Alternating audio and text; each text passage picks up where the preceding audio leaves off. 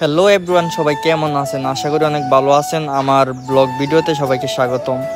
আজকে চলে আসলাম নাজমুল হাসান পাপন পুরো পার্কে, ভৈরব। এটার ভিতরে ঢোকার জন্য দুইটা টিকিট নিয়ে নিলাম, 100 টাকা করে, 200 টাকা।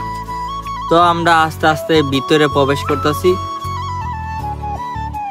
ভিতরে আমার লাইফের ফার্স্ট টাইম, এটা উদ্বোধন হয়েছে অনেকদিন হয়েছে, কিন্তু আমি ওইখানে ফার্স্টে গেছি, তাই আমার কাছে অনুভূতিটা অন্যরকম। তো আমরা যেদিন আসছিলাম ওই দিন অনেক রৌদ্র ছিল, তো আকাশের ভিউটাও অনেক সুন্দর ছিল। আপনারা দেখতে থাকেন। এই পার্কে মূলত মানুষ বিকেল বেলায় আসে, আমরা চলে আসছিলাম দুপুর বেলায়, তাই দেরি করি নাই, ভিতরে ঢুকে গেলাম। ভিতরে পরিবেশটা অনেক সুন্দর, ভিউটাও আজকের অনেক সুন্দর, অনেক রোদ।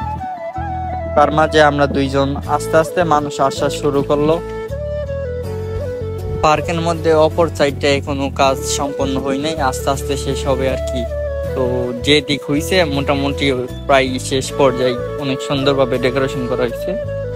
অনেকে পার্কের মধ্যে আসতে চাইবেন, তাদের জন্য বলতাছি এটা ভৈরব গুলচক্কর থেকে একটু সামনের দিকে আসলেই চলবে। পার্সোনালি ভাবে আমার কাছে অনেক ভালো লাগছে, এর জন্য প্রথম আসলাম তো এই জায়গার মধ্যে, এর জন্য বেশি ভালো লাগছে। আমি চতুর্দিকে ঘুরতে শুরু করলাম, আশেপাশে সবগুলো আমি ঘুরে ঘুরে দেখতে লাগলাম। এখন তো সব রাইডগুলা বন্ধ আছে, কিছুক্ষণ পর মানুষ সবাই আসবে, অনেকে যে রাইড ভালো লাগে ওইটার উপরে উঠবে। পার্সোনালি ভাবে আজকের আকাশটার ভিউটা দেখেন আপনারা, অনেক সুন্দর। তার উপরে আমরা দুইজন অনেক রোদ্রের মাঝে আপনাদেরকে ঘুরে ঘুরে দেখানোর চেষ্টা করতেছি। আপনারা অবশ্যই লাইক কমেন্ট শেয়ার করবেন।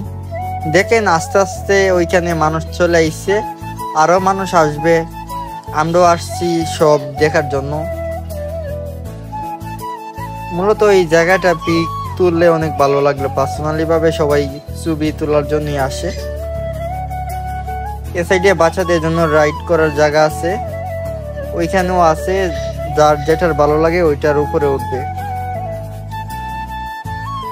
আশেপাশে যে জায়গাগুলো প্রায় বাইরের দেশের মতন করা হয়েছে।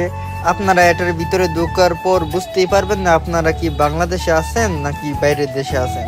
একটা কথা শুনলে আপনারা সবাই অবাক হবেন যে এই পার্কটা নির্মাণ করতে প্রায় 9 কোটি টাকার উপরে লাগছে। তো যা কিছু দেখতেছেন সব 9 কোটি টাকার মধ্যে হয়েছে, আরো নির্মাণ করার কাজ বাকি আছে। অবশ্যই সম্পূর্ণ শেষ করার পর পার্কটা আরো অনেক সুন্দর দেখা যাবে।